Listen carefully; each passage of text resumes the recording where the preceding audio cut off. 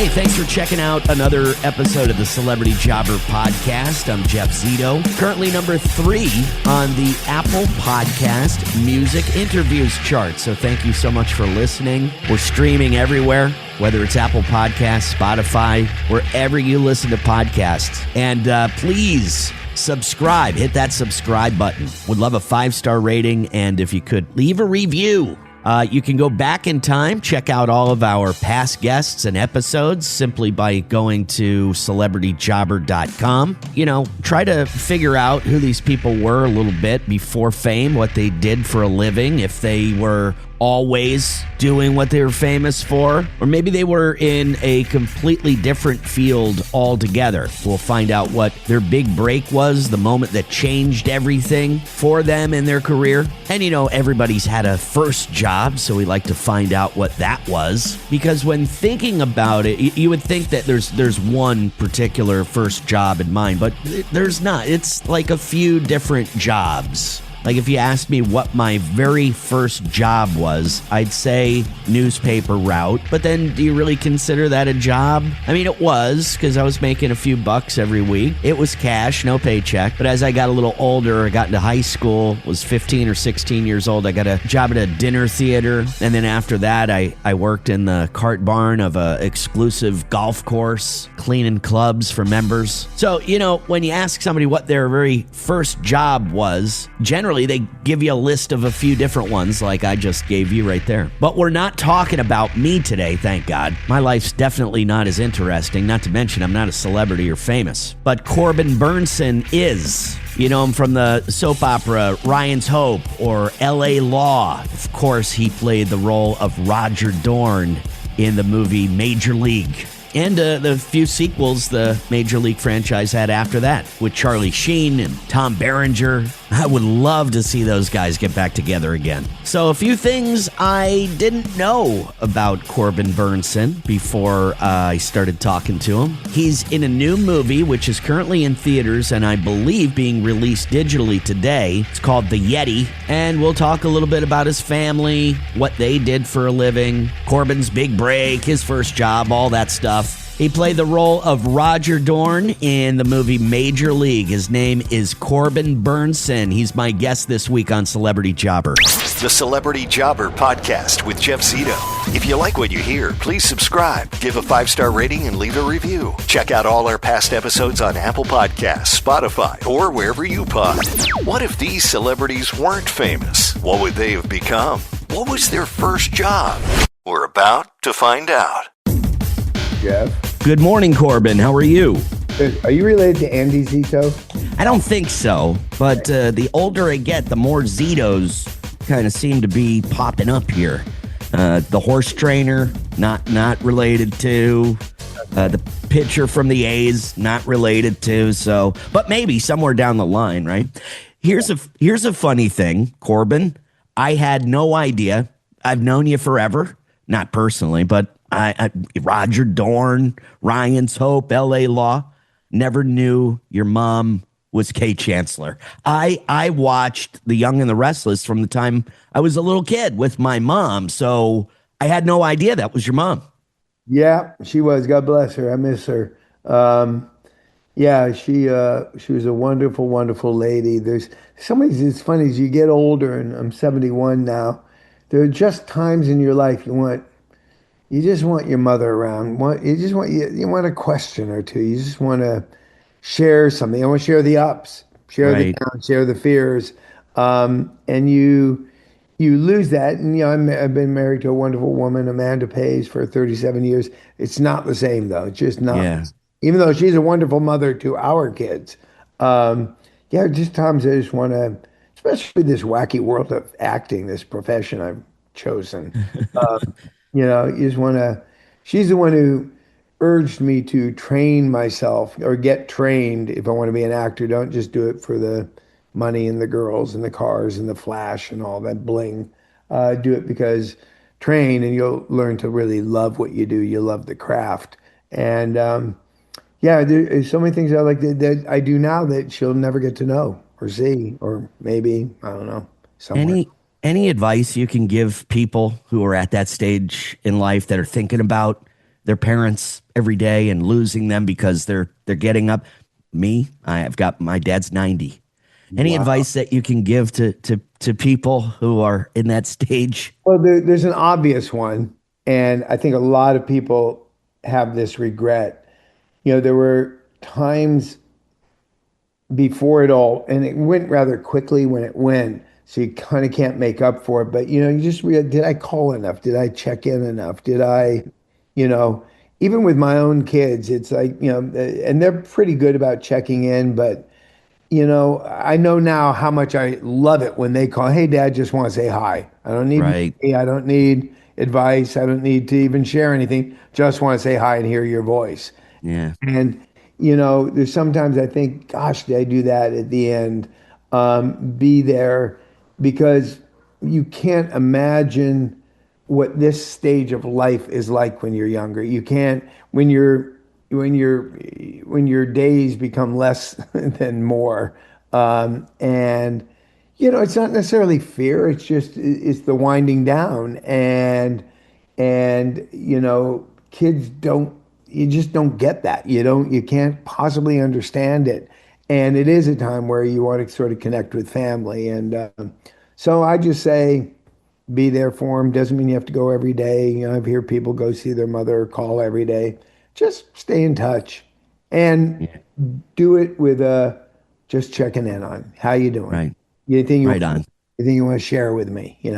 Right on. Yeah. It's life and it sucks. Um, all the way back. I mean, obviously, now that I know that your mother was a very famous actress, this has been the norm for you. You started when you were just a kid. You don't know anything else other Right. than this, do you, Corbin? Have you ever had a job outside of show business? Celebrity Jobber. The Celebrity Jobber Podcast with Jeff Zito. Corbin, have you ever had a job outside of show business? Oh yeah. I mean, I used to frame houses. I was a Oh, carpenter. That's how I put myself through college.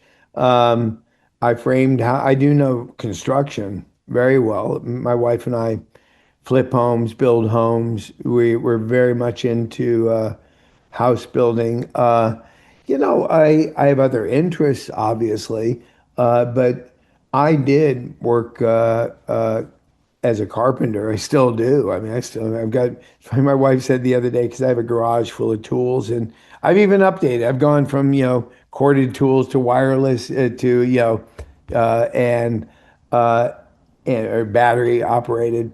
And, she said, when are you going to get rid of tools? And I go, no, I'm a carpenter. You take them and do something when I'm gone, but my tools stay with me. uh, so what was your very first job? Do you remember? I think it was on stage. Was it on stage but your very first paying job in your whole life was when you were very young, right? Well, now interesting. Uh,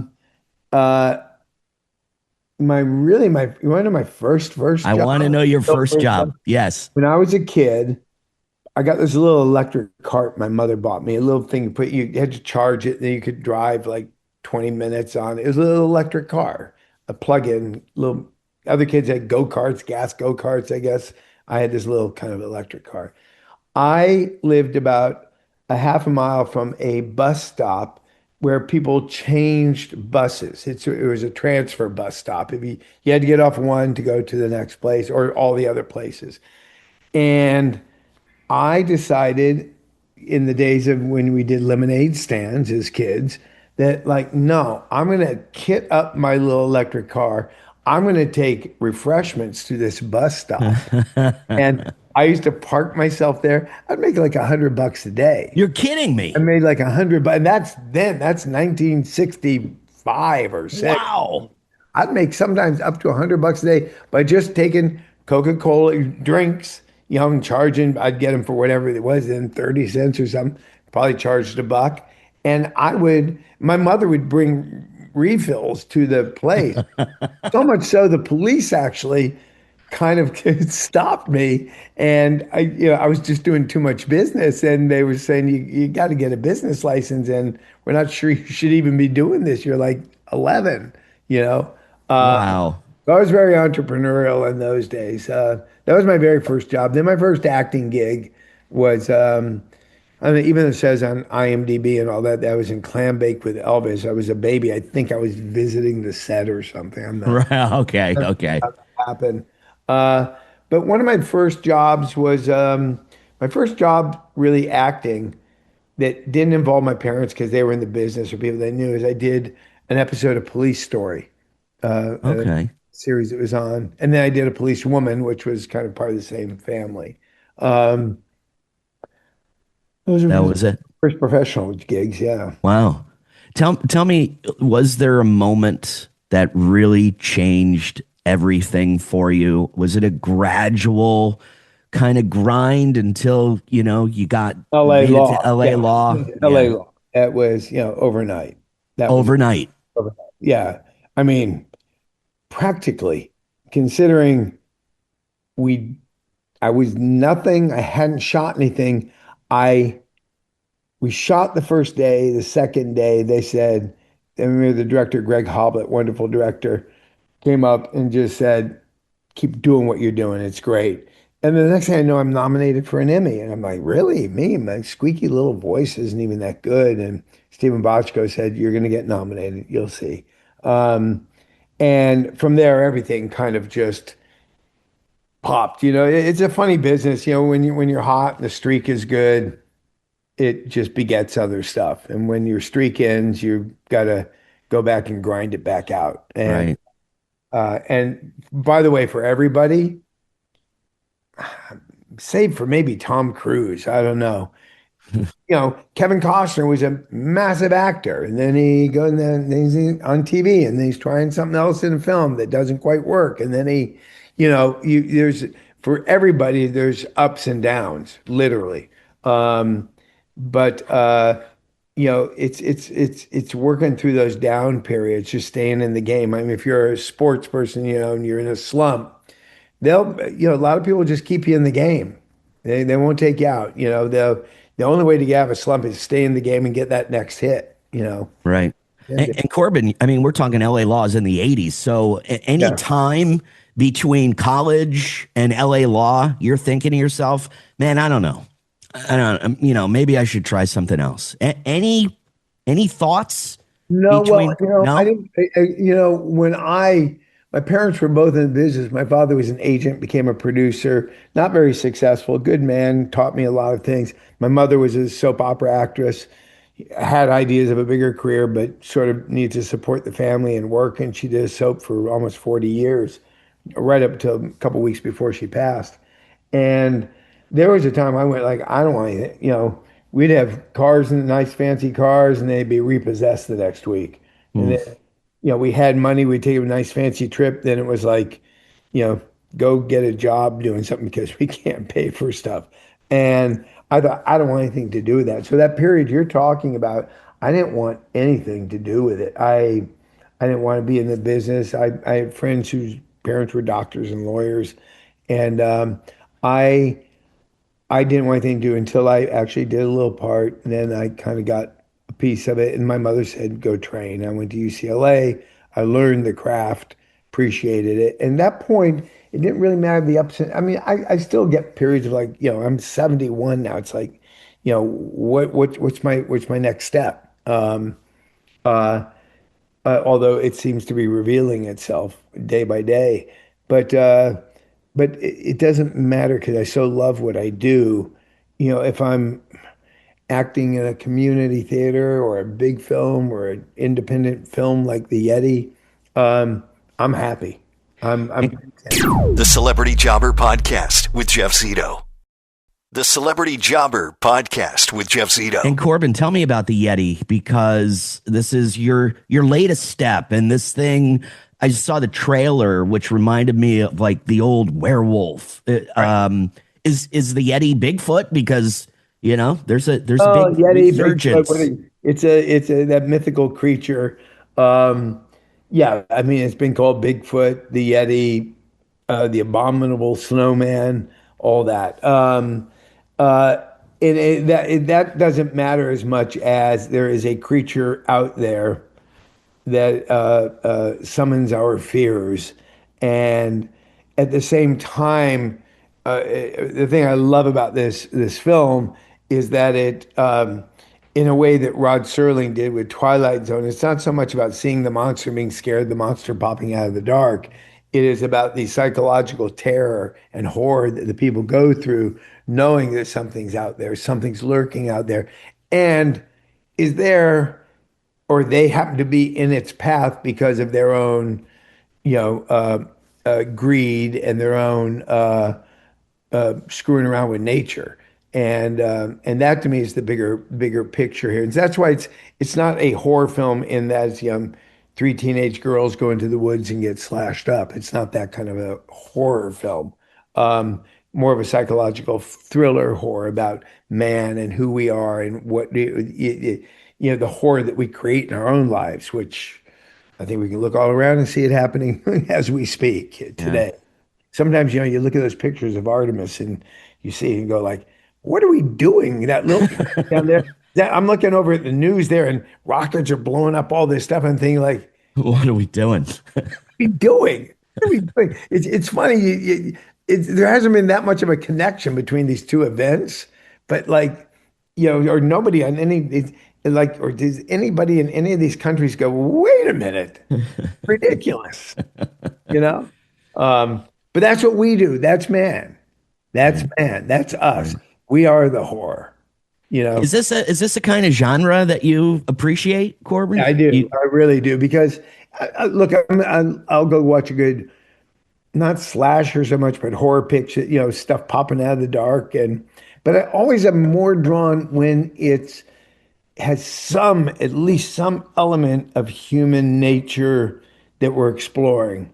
Yeah, I mean, even if you want to go to the classic slashery kind of movies, it's always the virgin, the girl that doesn't get killed, the Nev Campbell. And even in that, when it's done properly, it does say something about the person that holds a moral compass that doesn't get taken out. It's always the bad ones, the bad kids. Um, that's sort of a light version of it, but the darker stuff, our fears and the things we uncover for greed, and the nature that we mess with is far more interesting to me. Yeah, I love anything that has that stuff. Like I said, I was a huge Rod Serling fan.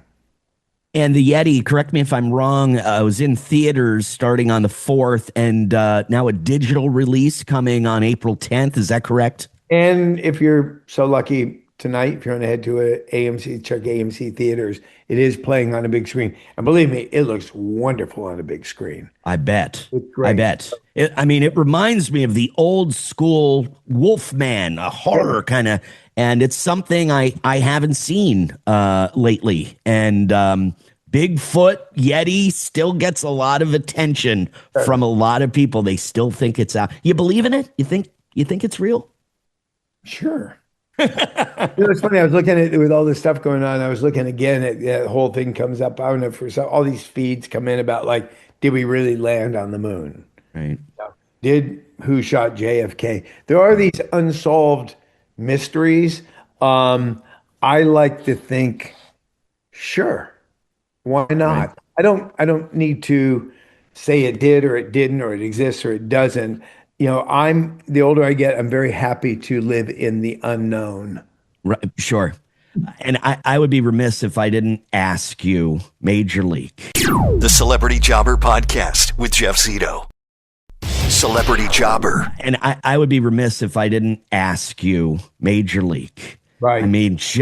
Just that's one of mine. Okay. I'm a big sports fan. Brother-in-law played pro baseball. My son, college baseball.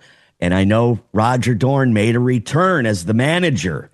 Right. Is there any talks, any way you could shut a guy like me up the next stage, the next level? Is there ever talks between some of the guys about maybe trying it again? What would that mean? I mean, what would it mean? We're couldn't be players. All of us would have to be retired. I mean, look at Stallone. He's figured it out. But there's a way to figure it out. I have an idea. There is a thing that I want to do with Tom and Charlie. That's not part of the franchise, but makes you think about it a bit. It's a baseball zombie movie. Okay. And That's not what I was thinking, but no, of course it's not. That's good because I like to I'm with Rod Sterling out there. I have some ideas. I have some designs. I'm 71. There's like I've narrowed down people have bucket lists where they want to go. I have bucket lists of what I still want to make, and I think there's a value to Tom, Charlie, and I get back together for something. okay. In the genre, great, but will it be major league? That's out of our control. So, but the three of us certainly, given each of our kind of character qualities, if you will, that were in major league, that could be transferred to another film. You said bucket list. Can you give me one? Is there one thing that you're like, I just got to do this? I got to work with this guy. I got to make this movie. What is that bucket list thing? I've got several projects. One is a play called Public Executions, about the first live televised public executions for Wow. profit. My baseball movie, zombie baseball movie, is one. And I'm actually working on a series that I actually funded, a pilot called Woodstockers, about two guys who went to Woodstock and never left. Sort of a dark comedy drama. And you'll be hopefully hearing more about that in the next year. I really thought you were kidding about the zombie baseball movie, but you're not. You're dead serious. You're dead. Pardon the pun. The Yeti. It's going to be in theater. It's in theaters now, being released digitally on April 10th. And it definitely looks like something that I haven't seen in a long time. Any kind of these horror genre type of films. Bigfoot is hot right now. So the Yeti. Corbin Bernsen, it's been an absolute pleasure getting to know you a little bit, and thanks so much for taking the time. I do appreciate it. We'll leave you with this. The Yeti is real. Great. And I'll leave you with this. Don't give me any of that Olay bullshit, Dorn. Just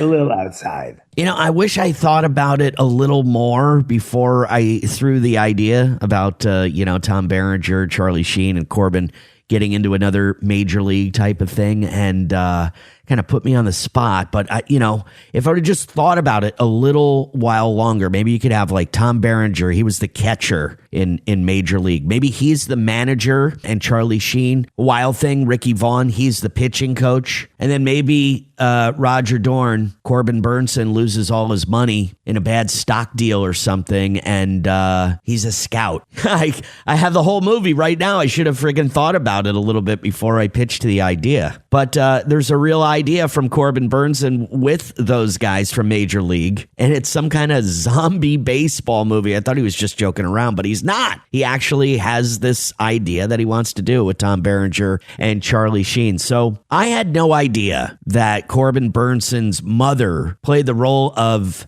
Kay Chancellor in the soap opera The Young and the Restless. That's been something I've watched since I was a little kid. So Corbin Bernsen's mom, her name is Jean Cooper. So she was an actress in a soap opera, and his father, I believe, produced soap operas and was also an agent. But Corbin said something very interesting in there, that they weren't very successful. Like at times they would go on fancy trips or have fancy cars, and then, a week or two later, the car would be repoed, or they'd get back from their nice trip and then they were broke. It didn't seem like he had a real privileged upbringing, even though his mom was kind of a famous soap opera actress. I'm not too familiar with the world of acting, but I assume that actors and actresses on soap operas generally don't get paid the same as being on a regular TV series that's famous or movies. So it seemed like he, I don't want to say struggled growing up, but definitely not born with a silver spoon in his mouth. He went to UCLA, so, showbiz was in his family. He wanted to do that from an early age. That was it. That's what Corbin wanted to do. But before he was famous and in movies, he mentioned that he framed houses. I thought that was very interesting. He was a carpenter and a framer. And so he was big time in construction and still has some ties to that this day. Him and his wife mentioned flipping houses and stuff like that. And he also mentioned his first job being a paper route. And then also, like a lot of people, they talk about lemonade stands. Corbin had some kind of little electric cart when he was younger, and he would, fill it up with, a cooler full of sodas and go to some bus stop, which was like in the city, a transfer kind of bus stop, constantly people getting on and off the bus. And he would sell like sodas to these people. And he's talking about 1965 and how sometimes he would make up to like $100 a day, which I thought was pretty amazing. So the cops finally started busting his balls about getting a business license. So they ended up shutting him down. He talked about his big break actually being LA Law. He kind of went from virtually unknown to a big star overnight. Changed his life. New movie being released digitally. It's called The Yeti. And if you haven't seen the trailer yet, just kind of looks like an old school werewolf movie. And being released digitally today on Amazon Prime. The Yeti looks like a lot of fun if you're into the horror genre. Well, thank you so much for checking out another episode of the Celebrity Jobber Podcast. Again, number 3 this week on Apple Podcasts Music Interviews chart. Thank you so much. Don't forget, we're streaming everywhere, so please hit that subscribe button, whether it's on Apple Podcasts, Spotify, iHeart, wherever you listen to podcasts. Subscribe. Would love that 5-star rating, and if you could, please leave a review. CelebrityJobber.com. If you want to go back, check out some of the past guests and episodes. A lot of A-listers, man, and almost 190 episodes into this. So if you're just starting to listen today, you can go back and check out tons and tons of celebs from the past almost 4 years. And also follow us on youtube.com/the@celebrityjobber, Instagram, celebrity_jobber_podcast, and @celebrityjobber on Substack. Some bonus content, some video going to be available on Substack in the very near future, so you're going to want to subscribe to Substack. Who knows what would have happened to these celebrities if fame wasn't an option? Their big break never happened. Who knows? Maybe Corbin Bernsen would be at a construction site putting a roof on your house. You never know. So thanks again for checking out another episode of the Celebrity Jobber Podcast. And until next week, we'll see you then. I'm Jeff Zito.